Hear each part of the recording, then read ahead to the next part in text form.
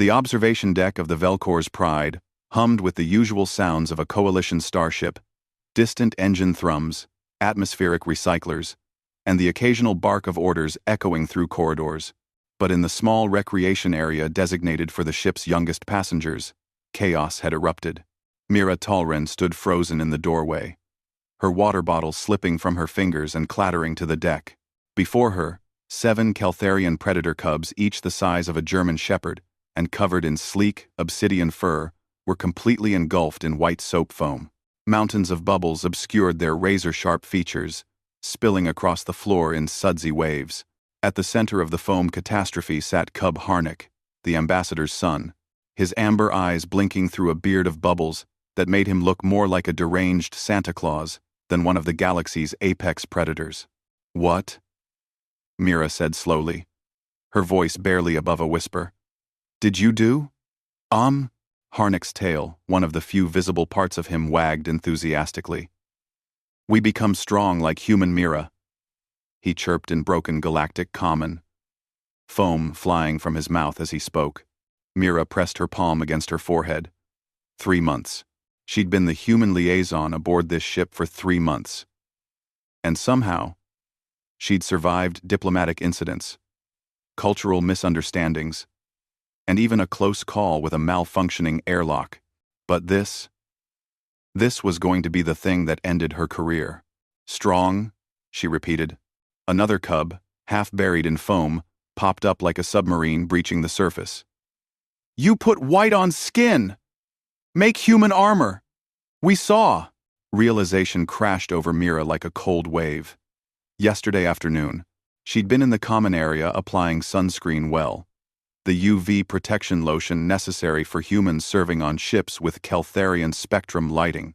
The cubs had been watching from the corner, their predatory eyes tracking every movement. They'd mistaken her moisturizer for some kind of protective coating, and they'd decided to make their own. "That was lotion," Mira explained, crouching down to Harnick's eye level. "Medicine for my skin. Not armor." Harnick's ears drooped, soap sliding down his snout. "Not armor? No, buddy. Just lotion." The smallest cub, barely visible beneath the foam, made a sound somewhere between a whimper and a growl. But human Mira, so soft, so weak-looking, but so strong. We think you have secret." Mira's expression softened. She'd heard this before the confusion that rippled through every species when they encountered humans. By galactic standards, humans were absurdly fragile. No natural armor, no claws, no venom, no environmental resistances. The Caltharians, whose cubs could shred steel plating by age 2, found humans particularly baffling. Yet humans served on warships, explored hostile worlds, and had turned the tide in 3 separate coalition conflicts through sheer, stubborn determination. "Come here," Mira said, settling cross-legged on the floor, unconcerned about the foam soaking into her uniform. The cubs crept closer, their predatory instincts momentarily overridden by curiosity. "You want to know the human secret?" she asked, 7 pairs of glowing eyes fixed on her. "It's not armor. It's not special medicine." Mira reached out and gently tapped Harnick's foam-covered chest. "It's this. You know what you did when you saw me do something you didn't understand?" Harnick tilted his head. "You tried it yourself. You experimented. You adapted." Mira smiled. "That's what humans do. We're not the strongest or the fastest. We can't survive in vacuum or regenerate limbs. But we learn. We watch. We try. We fail. We try again." She gestured to the foam disaster around them. This is the most human thing you could have done. You saw something new, made a hypothesis, and tested it. That's science. That's exploration. That's what makes humans dangerous." One of the other cubs perked up. "So, we did good?" "Well," Mira said carefully, "the scientific method is good. The execution needs work. Next time, maybe start with a smaller experiment? And ask questions first?" Harnick's tail began wagging again, flinging foam across the room. "We learn like humans. We be strong like human Mira. Actually, came a deep, rumbling voice from the doorway. You'll be cleaning like human Mira if you don't get this mess sorted. Ambassador Vekthar stood in the entrance, his massive frame filling the doorway. His obsidian fur was immaculately groomed, his ceremonial armor gleaming a stark contrast to his foam-covered offspring. Mira shot to her feet, snapping to attention. Ambassador, I can explain. But Vekthar raised a clawed hand, and Mira noticed something unexpected.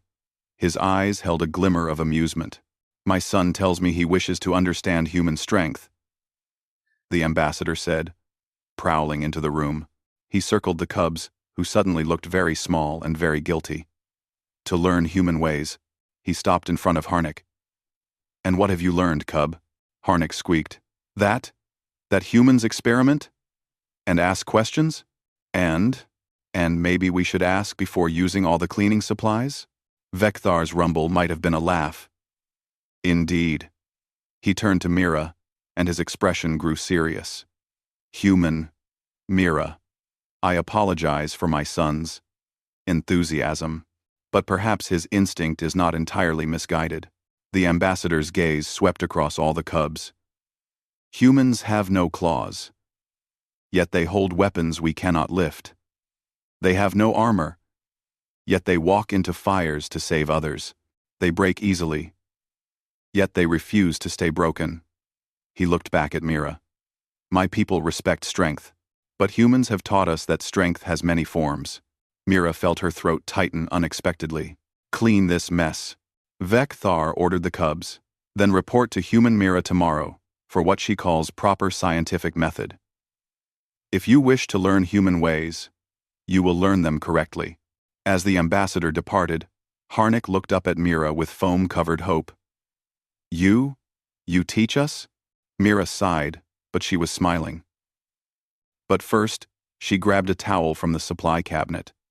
Let's get you cubs cleaned up before your mother sees this. As she helped defoam 7 enthusiastic predator cubs, Mira reflected that this was perhaps the strangest diplomatic assignment in human history, but it was, undeniably, the most human.